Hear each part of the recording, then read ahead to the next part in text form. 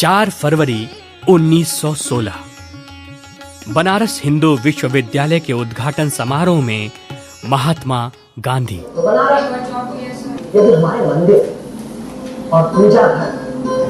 कल शाम जब मैं विश्वनाथ जी के दर्शन के लिए गया तो मुझे ख्याल आया कि यदि कोई अजनबी इस महान मंदिर के दर्शन के लिए आए तो वो हम हिंदुओं के बारे में क्या सोचेगा। वो जरूर हमारी आलोचना करेगा। क्या ये महान मंदिर हमारे चरित्र को नहीं दर्शाता? क्या ये उचित है कि इस मंदिर तक जाने वाली गलियां इतनी गंदी हों और किसी भी तरह से इस मंदिर के चारों ओर मकान बना दिए जाएं, जहां तंग गलियों में जाना मुश्किल हो? यदि हम अपने मंदिरों में सफाई और खुली जगह नहीं रख सकते तो फिर हमारी अपनी व्यवस्था कैसी होगी? हमारा स्वराज्य कैसा होगा? क्या अंग्रेजों के जाने के बाद हमारे मंदिर पवित्रता, स्वच्छता और शांति के केंद्र बन सकेंगे? ये बातें राष्ट्रपिता महात्मा गांधी ने 1916 में अपनी बनारस यात्रा के दौरान कही थी। 100 साल से भी ज्यादा समय तक श्री काशी विश्वनाथ के दर्शन को बनारस आने वाला हर तीर्थयात्री अपने अनुभव को शब्दशः इसी तरह बता सकता था।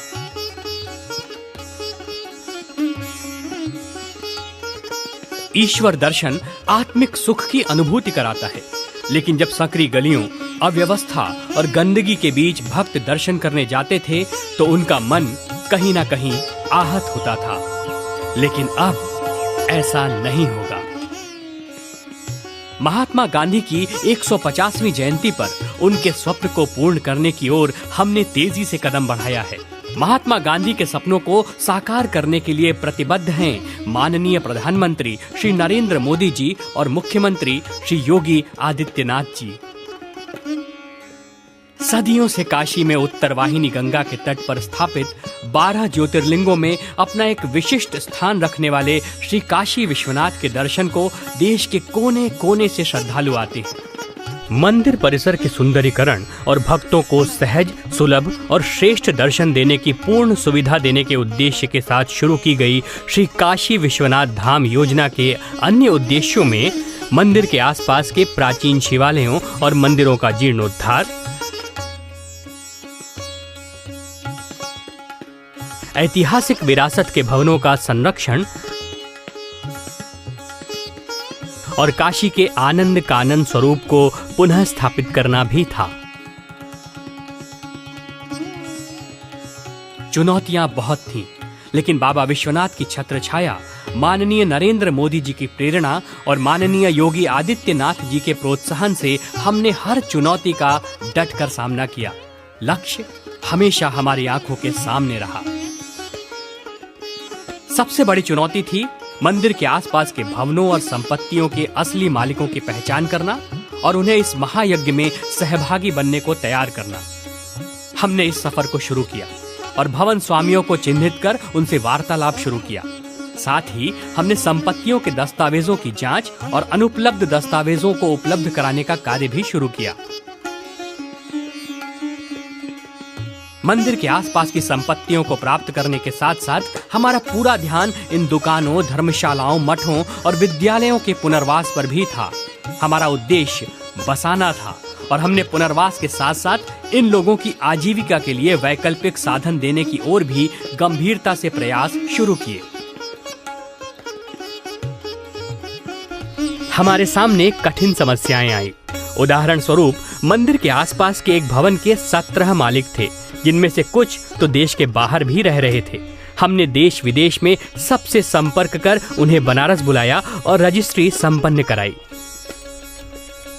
इस तरह की अनेक चुनौतियों के साथ साथ मंदिर के आसपास के मकानों में सालों से नगण्य किराया देकर रह रहे लोगों को हटाना, घाट पर स्थित मलिन बस्तियों को हटाना और सरकारी और सेवायित संपत्तियों को अधिग्रहित करना हमारे सामने आई कुछ प्रमुख चुनौतियों में थीं, जिन्हें हमने दूर किया। तीर्थयात्री लगातार काशी आ रहे थे और साथ ही शहर की दैनिक गति यथावत रहे और मंदिर क्षेत्र के आसपास के लोगों को कोई असुविधा ना हो, इसलिए हमारे पास कार्य करने के लिए प्रतिदिन रात्रि 11 से सुबह 3 यानी कुल 4 घंटे का ही समय होता था।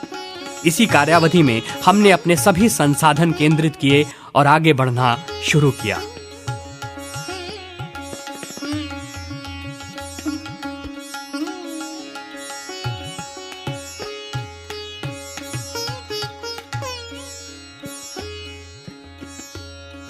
परिवर्तन सृष्टि का नियम है, लेकिन फिर भी बहुत सारे लोग सकारात्मक परिवर्तनों को सहज रूप से स्वीकार नहीं कर पाते। दूरदृष्टि के अभाव में स्थानीय दुकानदारों और निवासियों में से कुछ ने इस परियोजना का विरोध शुरू किया। हमने स्थानीय लोगों के पुनर्वास के लिए योजनाएं बनाई और दुकानदारों और व्यवसायियों के लिए व्यवसाय स्थल के निर्माण का विश्वास दिलाया।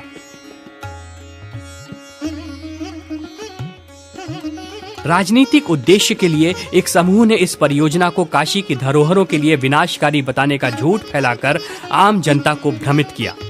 हमने पारदर्शिता के सिद्धांत को अपनाते हुए इस परियोजना की वास्तविकता, ब्लूप्रिंट और हमारे उद्देश्य को जनसाधारण तक पहुंचाया। हमने सतत संवाद के माध्यम से इस अत्यंत कठिन चुनौती को पार किया और आज जनसाधारण में इस परियोजना को लेकर उत्साह और स्वीकार्यता को महसूस किया जा सकता है। मार्च 2018 से शुरू हुई हमारी इस यात्रा में अब तक हमने लगभग 300 संपत्तियों को अर्जित किया है। मंदिर के आसपास के क्षेत्र में ध्वस्तीकरण के दौरान अनेक ऐतिहासिक और अमूल्य धरोहर मंदिरों का मिलना श्री काशी विश्वनाथ धाम योजना की सबसे बड़ी सफलताओं में एक है। ध्वस्तीकरण के दौरान हमें ऐसे अनेक पौराणिक और ऐतिहासिक महत्व के मंदिर मिले जिनको अतिक्रमित करके रखा गया था। ये मंदिर काशी की प्राचीन विरासत का हिस्सा हैं और अब ये मुक्त हैं इस अविमुक्त नगरी काशी के विश्वनाथ मंदिर क्षेत्र में।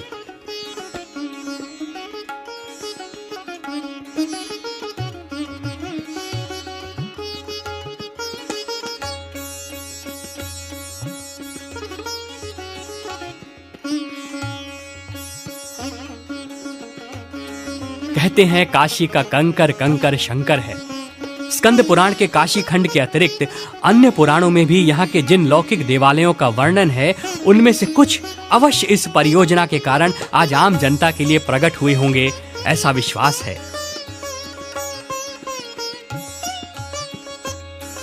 इतिहास स्वयं को दोहरा रहा है। जिस तरह गुजरात के महान सोमनाथ मंदिर को पहले रानी अहिल्याबाई ने संरक्षित किया और उसके बाद लौह पुरुष सरदार वल्लभ भाई पटेल के दृढ़ संकल्प ने उसे वर्तमान का भव्य रूप दिया, उसी तरह काशी विश्वनाथ मंदिर को भी रानी अहिल्याबाई का संरक्षण प्राप्त हुआ था और अब माननीय श्री नरेंद्र मोदी जी के दृढ़ संकल्प से वर्तमान भव्य परिसर की नींव पड़ी है। माननीय राज्यपाल और माननीय मुख्यमंत्री जी की उपस्थिति में इस पूरी योजना के प्रेरणा स्रोत माननीय प्रधानमंत्री श्री नरेंद्र मोदी ने बाबा विश्वनाथ और भगवती गंगा के आशीर्वाद से हर हर महादेव की गूंज के बीच श्री काशी विश्वनाथ धाम को देश की धर्मप्राण जनता को समर्पित किया।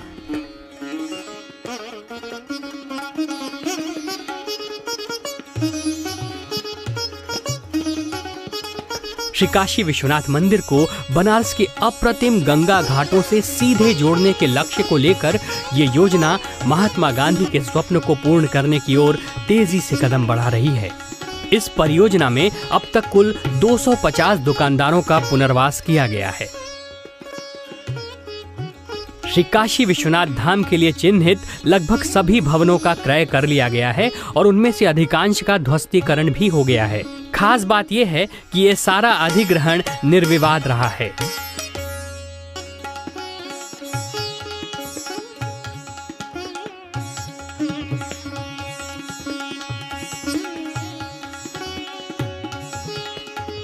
सुरम्य गंगा के तट पर श्री काशी विश्वनाथ धाम का सभी सुविधाओं से युक्त भव्य परिसर न केवल दर्शनार्थियों के लिए सुखद अनुभव लेकर आएगा, बल्कि देश की सांस्कृतिक राजधानी के गौरव को नई ऊंचाई देकर काशी से उठने वाली सांस्कृतिक चेतना को एक नया स्वर देगा। विश्रामालय, संग्रहालय, वैदिक केंद्र, वाचनालय, दर्शनार्थी सुविधा केंद्र, व्यावसायिक केंद्र, पुलिस एवं प्रशासनिक भवन, वृद्ध एवं दिव्यांगों हेतु एस्केलेटर एवं मोक्ष भवन जैसी आधुनिक सुविधाओं से युक्त ये परिसर काशी ही नहीं, हिंदुस्तान की नई पहचान बनेगा और हर शिव भक्त का मन इस परिसर में गा उठेगा।